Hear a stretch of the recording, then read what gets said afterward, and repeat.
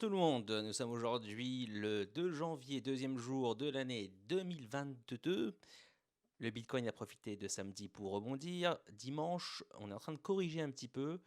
Une bonne partie des coins en ont profité pour faire aussi un petit rallye. C'est le cas notamment de FTM qui est à plus de 10% depuis sa clôture de vendredi.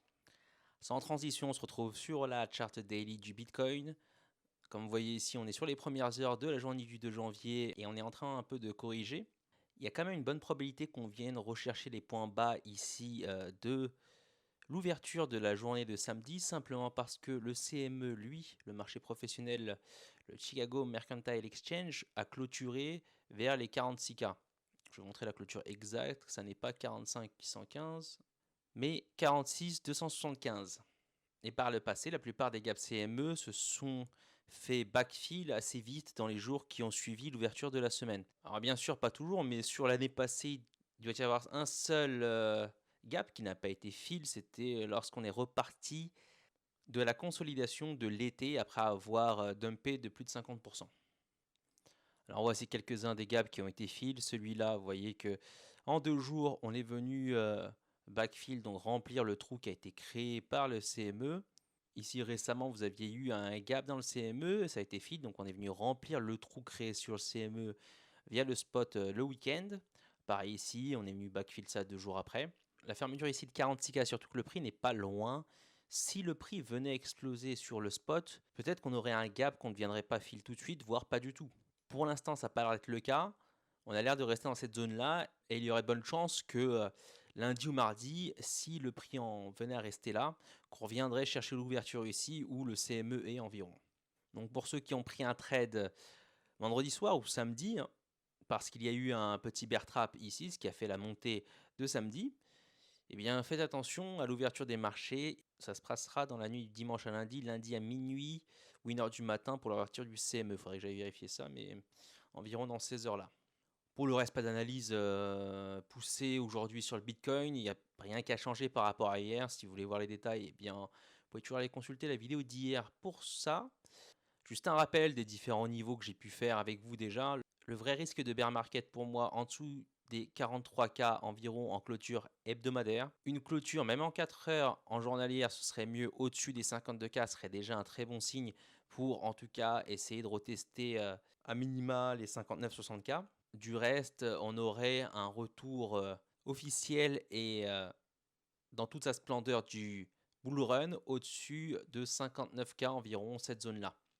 Chose que je ne vous ai pas dit hier, mais dont je vous ai déjà parlé dans les vidéos durant la semaine, c'est cette petite box-là. On va venir tirer le niveau de Fibonacci en bas parce qu'on a eu un plus bas créé. Et maintenant, les 38,2 sont légèrement dans la box. D'ailleurs, niveau qu'on n'a pas pu percer.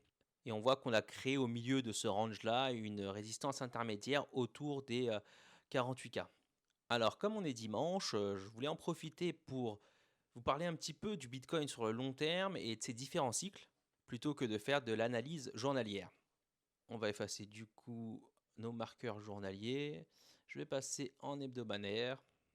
Donc d'ailleurs, passons d'abord en lecture annuelle, puisqu'on a fait une clôture annuelle. Alors si on ne compte pas les années où le Bitcoin était dans ses prémices, vous voyez que là on est dans des 1$, 2$, 20$, même 100$, vous voyez que c'était un asset relativement jeune. Après le pic de 2013, on a eu une bougie rouge qui était le bear market, ensuite 3 bougies vertes, une bougie rouge, et là à nouveau 3 bougies vertes. Et on peut s'attendre à un cycle qui s'allonge par rapport à la charte globale du Bitcoin. Donc on pourrait avoir une 4e année verte qui pourrait être l'année d'explosion de ce cycle-là. Je vais repasser en weekly et je vais vous montrer ce sur quoi j'ai travaillé. Donc j'ai mesuré du point le plus bas au point le plus haut et ensuite j'ai repris le point le plus bas, le point le plus haut pour définir un cycle. Donc là on a un cycle, 2 cycles, 3 cycles et là on serait sur le 4e. Premier, deuxième, troisième et là on serait sur le 4e cycle. J'ai mesuré la durée des différents cycles en jours en prenant le point le plus bas fait avant le sommet et la fin du run pour compter un cycle entier. Là, vous avez le cycle qui s'est terminé en 2013 et qui a duré 749 jours. Le bull run qui s'est terminé en 2017 et qui a duré 1064 jours. Et si on ajoute 50% donc au run actuel, au bull run actuel, en supposant qu'il n'est pas fini, on obtiendrait environ 1500 jours. puisqu'à chaque fois environ, on a eu une augmentation de 50% de la durée des cycles. Je vous ai mis deux niveaux verticaux ici.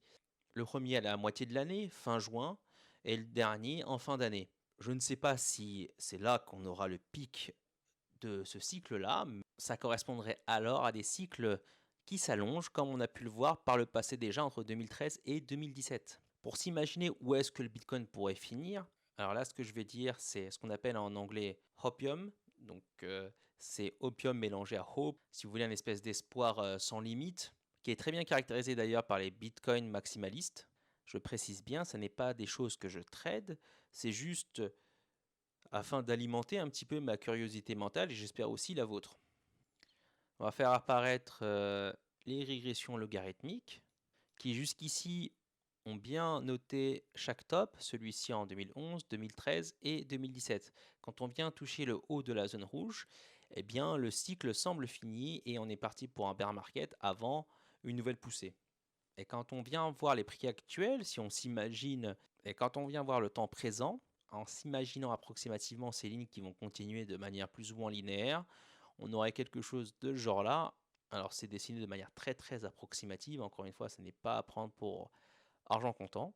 Vous avez ces flèches-là que j'ai tirées. Si le cycle venait à se terminer à la mi-2022, en supposant que ces niveaux arrivent dans ces zones-là, on serait dans les prix pour le Bitcoin entre 136 000 et 189 000 dollars. Si le cycle venait à s'étirer jusqu'à 2022 en respectant ces zones logarithmiques, donc en finissant dans la zone rouge, on aurait un Bitcoin qui finirait entre 172 000 dollars et 250 000 dollars environ. Je vous ai écrit maintenant ces niveaux-là afin que ce soit plus visible pour vous. Je le répète, je ne dis pas que le Bitcoin va finir dans ces prix-là, dans ces périodes de temps-là, mais en prolongeant les modèles passés, on a ces projections-là. On peut mesurer aussi le potentiel de chaque haut de cycle par une autre méthode, c'est par la suite de Fibonacci en utilisant ces extensions. Quand on vient prendre le point le plus haut jusqu'au point le plus bas, on a des extensions à leur Fibonacci pour viser un peu les cibles potentielles.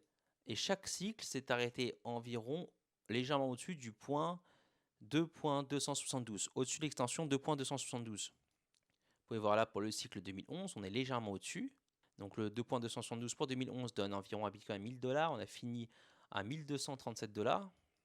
Ensuite, quand on répète la même chose sur ce cycle-là, quand on prend le point haut en le tirant vers le point le plus bas entre 2013 et 2017, on obtient à nouveau un Bitcoin en fin de cycle très proche des 2.272 qui, eux, finissent à 16 000 dollars environ et on a un Bitcoin légèrement en dessous des 20 000 dollars. Si on va faire maintenant la même chose pour le cycle actuel, celui qui nous concerne, quand on vient faire la même chose pour le cycle qui nous intéresse, donc celui qui est en cours actuellement, en tirant le Fibonacci du point le plus haut jusqu'au point le plus bas de 2017 jusqu'à environ 3000 dollars, on obtient un niveau de Fibonacci de 2.272 environ à 200 000 dollars, ce qui est concordant avec le modèle logarithmique quand ce dernier finit vers la fin de l'année 2022 environ à 200 000 dollars également comme je vous l'ai montré tout à l'heure. Donc on a deux modèles différents, deux méthodes différentes pour estimer les fins de cycle du Bitcoin et on a des zones qui s'approchent un petit peu. Voilà, c'est tout pour cette vidéo du dimanche. J'espère avoir éveillé votre curiosité par rapport aux différents cycles du Bitcoin et comment ces derniers se sont comportés jusque maintenant. Et je pense que tout le monde suivra ça avec attention sur cette année 2022. Si vous avez apprécié ce travail, n'hésitez pas à vous abonner et liker la vidéo. Merci à tous et très bon week-end.